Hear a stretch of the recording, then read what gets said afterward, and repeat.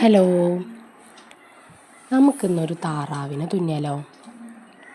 അതിനായിട്ട് നമ്മളൊരു താറാവിൻ്റെ ചിത്രമെടുത്ത് നമുക്ക് എത്ര അളവിലാണ് നമുക്ക് താറാവിൻ്റെ സൈസ് നമുക്ക് വേണ്ടത് എന്നുണ്ടെങ്കിൽ, ഇപ്പോൾ നമ്മളൊരു ഉടുപ്പാണ് തയ്ക്കുന്നത്, അല്ലെങ്കിൽ ഒരു ചുരിദാറാണ് തയ്ക്കുന്നത്, അല്ലെങ്കിൽ ഏത് ഡ്രസ്സാണെങ്കിലും ആ ഡ്രസ്സിൻ്റെ ഏത് പൊസിഷനിലാണ്, ഇപ്പോൾ നെക്കിൻ്റെ താഴെ ആയിരിക്കും, നെഞ്ചിൻ്റെ മധ്യഭാഗത്തോ, അല്ലെങ്കിൽ കുഞ്ഞു കുട്ടികളുടെ ഡ്രസ്സാണെങ്കിൽ അതിൻ്റെ സൈഡ് ഭാഗത്തോ, അല്ലെങ്കിൽ സ്കേർട്ടാണെങ്കിൽ ആ സ്കേർട്ടിൻ്റെ ഒരു എല്ലാ പോർഷനിലും ഏത് സ്ഥലത്താണോ നമുക്ക് ഒരു പിക്ചർ വേണ്ടതെന്നുണ്ടെങ്കിൽ ആ പിക്ചർ സെലക്ട് ചെയ്ത് എത്ര ഹൈറ്റും വിഡ്ത്തുമാണ് നമുക്ക് വേണ്ടതെന്നുണ്ടെങ്കിൽ അതും കണക്ക് കൂട്ടിയിട്ട് നമ്മൾ പിക്ചർ ആദ്യം റഫായിട്ട് വരയ്ക്കാം. അതിന് ശേഷം നമ്മൾ ഏത് മെറ്റീരിയലാണോ നമുക്ക് അപ്ലൈ ചെയ്യേണ്ടത് അത് അപ്ലൈ ചെയ്യുക. ആ മെറ്റീരിയലിലേക്ക് നമ്മൾ അപ്ലൈ ചെയ്യുക. ഞാൻ ഇന്നിവിടെ എടുത്തിരിക്കുന്നത് ഒരു കോട്ടൺ മെറ്റീരിയലാണ്. അപ്പോൾ ഒരു കുഞ്ഞു കുട്ടിയുടെ ഒരു പിന്നിക്കെട്ടിയിലേക്കുള്ള ഒരു ഡ്രസ്സിന് വേണ്ടിയിട്ടാണ് നമ്മൾ ഇത് ചെയ്യുന്നത്. ഫ്രണ്ട് പോർഷൻ, ബാക്ക് ഓപ്പൺ ആയിട്ടുള്ള ഡ്രസ്സിൻ്റെ ഫ്രണ്ട് പോർഷനിലാണ് നമ്മൾ നെഞ്ച് ഭാഗത്തിൻ്റെ അവിടേക്കാൻ വേണ്ടിയിട്ടാണ് നമ്മൾ ഈ പിക്ചർ നമ്മൾ ചെയ്യുന്നത്. അതിനായിട്ട് നമ്മൾ അളന്നെടുത്ത് നെക്കിൻ്റെ ഭാഗമൊക്കെ കറക്റ്റായിട്ട് നോക്കി അതിന് തൊട്ട് താഴെയായിട്ടാണ് നമ്മൾ ഈ ചിത്രം വരുന്നത്.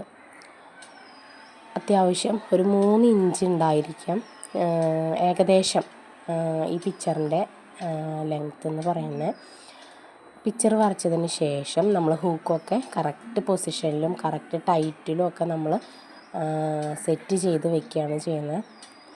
അതിന് ശേഷം നമ്മൾ ഇതിലുപയോഗിക്കുന്ന നീഡിൽ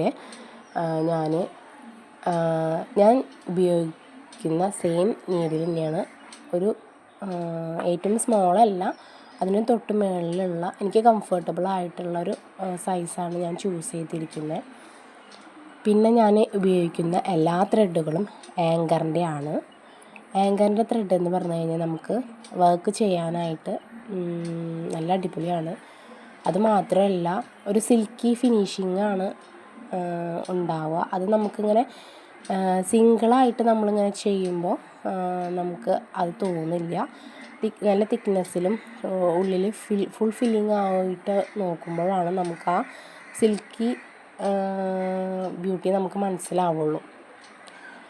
നമ്മളിവിടെ ഔട്ട്ലൈൻ മാത്രമാണ് ഈ പിക്ചറിന് ചെയ്യുന്നുള്ളൂ. വേണമെങ്കിൽ നമുക്ക് ഫുൾ ഫില്ലിംഗ് ആയിട്ടും നമുക്കത് ചെയ്യാവുന്നതാണ്.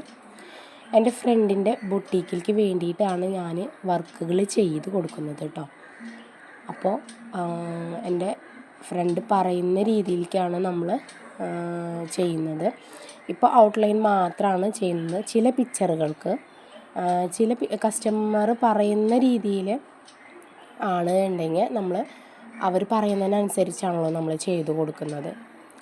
അപ്പോൾ ഈ പിന്നിക്കെട്ടികളൊക്കെ നമ്മൾ ഓൾമോസ്റ്റ് ഔട്ട്ലൈൻ മാത്രമാണ് നമ്മൾ ചെയ്യാറ്. പിന്നെ അറിയാലോ, നമ്മൾ ഹാൻഡ് എംബ്രോയ്ഡറി ആയതുകൊണ്ട് തന്നെ എക്സ്പെൻസ് ആയിരിക്കും. അപ്പോൾ നമ്മൾ ഇന്നത്തെ കാലത്തെന്ന് പറഞ്ഞു കഴിഞ്ഞാൽ എല്ലാതും നല്ല സിമ്പിൾ മെത്തേഡിൽ നമുക്ക് ചെയ്യാൻ പറ്റാവുന്നതാണ്. ഹാൻഡ് എംബ്രോയ്ഡറി എന്ന് പറഞ്ഞു കഴിഞ്ഞാൽ ഇച്ചിരി മെനക്കെടാണ്. നമ്മൾ അത് ശ്രദ്ധിച്ച് ഡിസൈനും സ്റ്റിച്ചുകളൊക്കെ നോക്കിയിട്ട് വേണം നമ്മളത് അടുത്തതിലേക്ക് കടക്കാനായിട്ട്. അപ്പം അതുകൊണ്ട് തന്നെ നമ്മൾ ശ്രദ്ധിക്കണം. പിന്നെ നമ്മളൊരു പിക്ചർ കംപ്ലീറ്റ് ചെയ്യുമ്പോൾ തന്നെ നമുക്കതൊരു സാറ്റിസ്ഫാക്ഷൻ കിട്ടണമല്ലോ. അപ്പം അതുകൊണ്ട് നമ്മൾ എല്ലാ കാര്യങ്ങളും നോക്കിയിട്ടാണ് നമ്മൾ ശ്രദ്ധയോടെ ചെയ്യേണ്ട ഒരു ജോലിയാണിത്. മെഷീൻ എംബ്രോയ്ഡറി വളരെ ഈസി ആയിട്ട് നമുക്ക് ചെയ്തെടുക്കാൻ പറ്റും. ഞാൻ അങ്ങനെ കണ്ടിട്ടില്ല, നേരിട്ട് കണ്ടിട്ടൊന്നുമില്ല, പക്ഷെ വീഡിയോസിലൊക്കെ ഞാൻ കണ്ടിട്ടുണ്ട്. പക്ഷേ നമ്മളിത് പ്യുവർ ആയിട്ടും ഹാൻഡ് മെയ്ഡ് ആയതുകൊണ്ട് നമ്മൾ അത്രയും വാല്യുബിൾ ആയിരിക്കുമല്ലോ. പിന്നെ കുട്ടികളുടെ ഡ്രസ്സുകളും പിന്നെ നമുക്കിഷ്ടം ഒരാൾക്ക് ഒരു വ്യക്തിക്ക് ഇഷ്ടം എന്ന് പറയുന്നത് എന്താണോ അത് ചെയ്തു കൊടുക്കുക. മെമ്മറബിളായിട്ട് സൂക്ഷിക്കണ ഒരു കാര്യമാണല്ലോ നമുക്ക് ഇന്നത്തെ കാലത്ത് കൂടുതലായിട്ടുണ്ടാവുക. അപ്പോൾ നമുക്ക് നമ്മളെ സ്വന്തം കൈ കൊണ്ട് ചെയ്തു കൊടുക്കുന്ന എന്ത് കാര്യമാണെങ്കിൽ പോലും നമുക്കത് ഹാപ്പി കിട്ടുന്നൊരു കാര്യമാണ്. അപ്പോൾ എൻ്റെ ഫ്രണ്ട് അവളുടെ ബൊട്ടീക്ക് തുടങ്ങിയേക്കുന്നത് ഹാൻഡ് എംബ്രോയിഡറി ബേസ് ചെയ്തിട്ടാണ്. അപ്പോൾ അവൾ ചെയ്യുന്നത് മുഴുവനും ഈ ഹാൻഡ് എംബ്രോയിഡറി ആണ് ചെയ്യുന്നത്.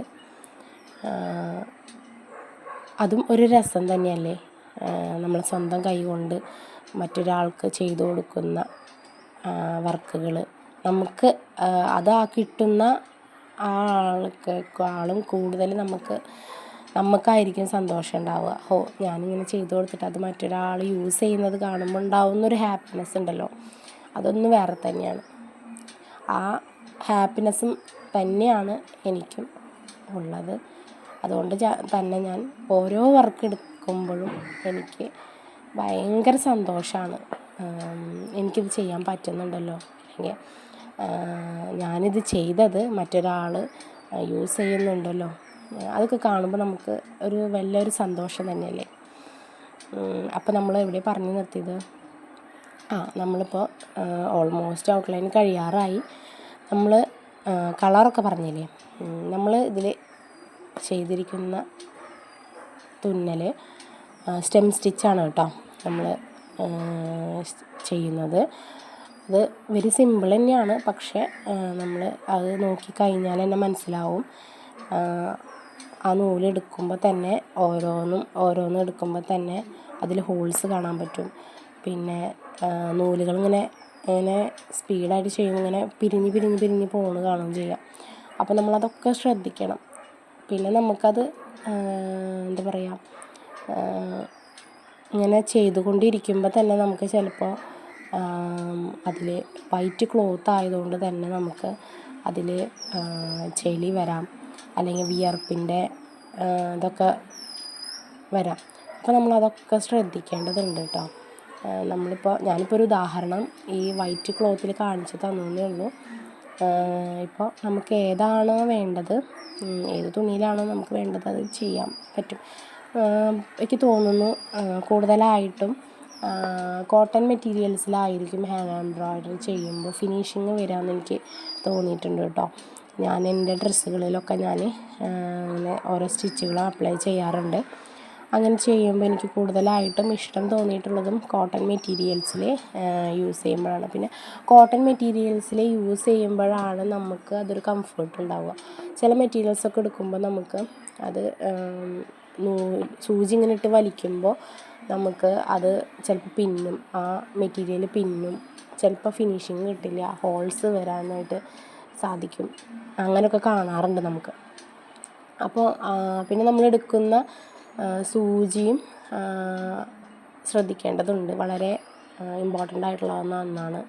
നമുക്ക് ഏതാണോ കംഫേർട്ട് പിന്നെ നമ്മൾ ചെയ്യുന്ന വർക്കിന് ഏതാണ് സ്യൂട്ട് അതിനനുസരിച്ച് വേണം നമ്മൾ നീഡിലും എടുക്കാനായിട്ട് കേട്ടോ.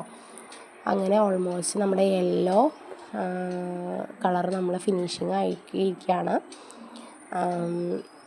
അതിന് ശേഷം നമ്മൾ അടുത്ത കളർ നമ്മൾ യൂസ് ചെയ്യും കേട്ടോ. അതിന് ശേഷം നമ്മളിപ്പോൾ അടുത്ത് ചെയ്യാൻ പോകുന്നത്, നമ്മൾ കഴുത്തിൻ്റെ അവിടെ ഒരു പിങ്ക് കളറിലുള്ള ഒരു റിബൺ നമ്മൾ ചെയ്യുന്നുണ്ട്. ആ റിബൺ ചെയ്യുമ്പോൾ തന്നെ നമുക്ക് ആ ഡക്കിന് നല്ലൊരു ബ്രൈറ്റ്നെസ് കിട്ടും. കാരണം പിങ്ക് ഷെയ്ഡ് എന്ന് പറഞ്ഞാൽ ഒരു ബ്രൈറ്റ് ഫീലിംഗ് ആണല്ലോ. ഇത് നമ്മൾ ഓൾമോസ്റ്റ് ഒരു തിക്നെസ്സിൽ നമ്മൾ ചെയ്തിട്ടുണ്ട് കേട്ടോ ഈ റിബണൊക്കെ. അപ്പോൾ നമ്മൾ റിബണും ഈ ഡക്കിന് ഫുള്ളായിട്ട് നമ്മൾ സ്റ്റെം സ്റ്റിച്ച് തന്നെയാണ് കേട്ടോ നമ്മൾ കൊടുത്തിരിക്കുന്നത്. റിബൺ മാത്രം നമ്മൾ ഇത്തിരി തിക്നെസ് കൂട്ടി കൊടുക്കുന്നുണ്ട്. അത് നമുക്ക് ഒരു ഷൈനിങ് കിട്ടാനും നല്ലൊരു ഭംഗിയാണല്ലോ ഡാർക്ക് പിങ്ക് ഷെയ്ഡ്, അതുകൊണ്ടാണ് കേട്ടോ. പിന്നെ നമ്മൾ ഇന്നതൊന്നുമില്ല കേട്ടോ, നമ്മൾ ഏത് മെറ്റീരിയൽ ആണെങ്കിലും നമ്മൾ ചെയ്ത് കൊടുക്കും. പിന്നെ അതൊരു സന്തോഷം തന്നെയല്ലേ. പിന്നെ നമുക്ക് എന്താണോ നമ്മുടെ കഴിവ് അത് നമ്മൾ പ്രകടിപ്പിക്കുക. അങ്ങനെയാണല്ലോ. ഞാനും ഇതുപോലെ തന്നെ എനിക്കൊന്നും അറിയില്ല. ഒന്നും ചെയ്യാനായിട്ട് എനിക്കറിയില്ല എനിക്കൊന്നിനും സാധിക്കില്ല എന്ന് പറഞ്ഞിരുന്ന ഒരു കാലം എനിക്കുണ്ടായിരുന്നു കേട്ടോ. അങ്ങനെ നിന്നാണ് ഒരു ഫേസ്ബുക്ക് പോസ്റ്റിൽ വഴിയാണ് എൻ്റെ ഫ്രണ്ട് ഇങ്ങനെ ഇടുന്നതും ഞാനത് കാണാനിടയായിട്ട് അങ്ങനെ ഞാൻ ഈ മേഖലയിലേക്ക് കടന്നതും അങ്ങനെയാണ് കേട്ടോ. അതിന് ശേഷം ആദ്യമൊന്നും എനിക്ക് ഇൻട്രസ്റ്റ് ഉണ്ടായിരുന്നില്ല ഇത് ചെയ്യാനായിട്ട്. എനിക്ക് ഇൻട്രസ്റ്റുള്ള മേഖലകൾ നമുക്ക് ഓരോരുത്തർക്കും ഓരോ ഇഷ്ടങ്ങളുണ്ടല്ലോ. അങ്ങനെയാണ്. അപ്പം നമ്മൾ ഇങ്ങനെ നമ്മുടെ ഒരു ചെറിയൊരു പോക്കറ്റ് മണിക്ക് വേണ്ടിയിട്ട് തുടങ്ങിയൊരു സംരംഭമാണിത്. അങ്ങനെ തുന്നി പിന്നെ നമുക്ക് ഓരോ പിക്ചേഴ്സും നമുക്ക് ഓരോ സന്തോഷങ്ങളാണ് തരുന്നത് കേട്ടോ. അതും എടുത്ത് പറയേണ്ട ഒരു കാര്യമാണ്. നമുക്കെന്ന് പറഞ്ഞു കഴിഞ്ഞാൽ ക്യൂട്ടായിട്ടുള്ള പിക്ചേഴ്സുകളാണ് നമുക്ക് ചെയ്യുന്നത്. ചെറിയ ഇപ്പോൾ പിന്നിക്കെട്ടികളൊക്കെ തന്നെ ഓൾമോസ്റ്റ് ഞാൻ ചെയ്യുന്നത്. അപ്പോൾ അതിൽ ക്യൂട്ടായിട്ടുള്ള പിക്ചേഴ്സുകളാണ് നമ്മൾ ചെയ്തുകൊണ്ടിരിക്കുന്നതും. അതൊക്കെ കാണുമ്പോൾ തന്നെ നമുക്കൊരു സന്തോഷമാണല്ലോ. അപ്പോൾ ആ സന്തോഷത്തിൽ ഞാൻ മതിമറക്കുകയാണ് ചെയ്യുന്നത്. ഇപ്പോൾ ഞാനൊരു 2 വർഷത്തിൻ്റെ അവിടേക്ക് ആയിട്ടുണ്ടാവും ഞാൻ അവളായിട്ട് ഇങ്ങനെ ഇത് ചെയ്തു കൊടുക്കുന്നത്. അപ്പോൾ എനിക്ക് വളരെ സന്തോഷമുണ്ട്. എനിക്ക് ഓരോ അച്ചീവ്മെൻറ്റ്സും ഉണ്ടായിട്ടുണ്ട്. അതിലൊക്കെ അവളും ഒരു ഭാഗമായിട്ടുണ്ട്. ഇപ്പോൾ എൻ്റെ ജീവിത മാർഗം ഇത് തന്നെയാണ് കേട്ടോ.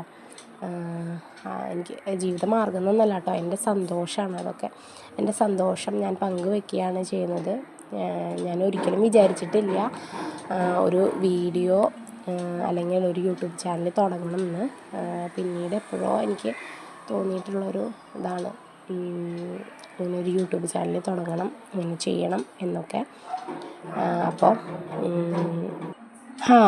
അപ്പോൾ നമ്മൾ എവിടെ എത്തി? ഇപ്പം നമ്മൾ താറാവിൻ്റെ കാലുമ്മലാണ് കേട്ടോ നമ്മൾ ചെയ്യുന്നത്.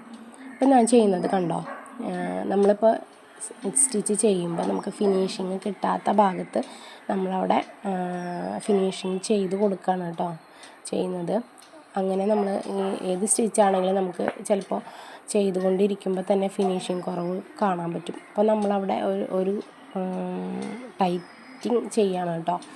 അപ്പോൾ തന്നെ ഒരു ഫിനിഷിങ് നമുക്ക് കാണാനായിട്ട് സാധിക്കും. നമ്മൾ കാലിന് കൊടുക്കുന്നത് ഓറഞ്ച് ഷെയ്ഡാണ് കേട്ടോ. ഓറഞ്ച് ഷെയ്ഡ് നമ്മൾ കാലൊക്കെ ചെയ്യുമ്പോൾ കണ്ടോ ചില ഭാഗത്ത് വളവും ഇങ്ങനെ കുനിഞ്ഞിട്ടൊക്കെ പോയിട്ടുണ്ടാവും. അപ്പോൾ ആ ഭാഗത്തൊക്കെ നമ്മൾ സ്റ്റിച്ച് ചെയ്ത് ഇങ്ങനെ അതിലേക്ക് തന്നെ ആ കർവ് ഭാഗത്തൊക്കെ നമ്മൾ കൊണ്ടെത്തിക്കുക എന്ന് പറയുന്നത് വലിയൊരു ടാസ്ക്കാണ് കേട്ടോ. ഏതൊരു ജോലിക്കും അതിൻ്റേതായിട്ടുള്ള ബുദ്ധിമുട്ടുകളുണ്ടല്ലോ. വളരെ സന്തോഷത്തോട് കൂടിയിട്ടാണ് കേട്ടോ ഞാൻ ഇങ്ങനെ ചെയ്യുന്നത്. പിന്നെ ഈ കാല് കഴിഞ്ഞ് കഴിഞ്ഞാൽ പിന്നെ നമ്മൾ കൊക്കാണ് ചെയ്യുന്നത്. കൊക്കിന് നമ്മൾ ഈ ഓറഞ്ച് ഷെയ്ഡ് തന്നെയാണ് നമ്മൾ കൊടുക്കുന്നത് കേട്ടോ. കൊക്കിന് നമ്മൾ ഈ ഓറഞ്ച് ഷെയ്ഡ് കൊടുക്കുന്നതെന്ന് പറയുന്നത് നമ്മൾ സാധാരണ കണ്ടിട്ടുണ്ടല്ലോ, കൊക്കുകൾക്കൊക്കെ ആ ഒരു ഷെയ്ഡാണ് എന്നാണ് എൻ്റെ അറിവ്. എനിക്ക് അങ്ങനെ തോന്നാറ്. പിന്നെ നമ്മൾ കണ്ണിന് ബ്ലാക്കും അതിൻ്റെ ഇടയിൽ ചെറിയൊരു വൈറ്റും കൊടുത്ത് അവസാനിപ്പിച്ചു.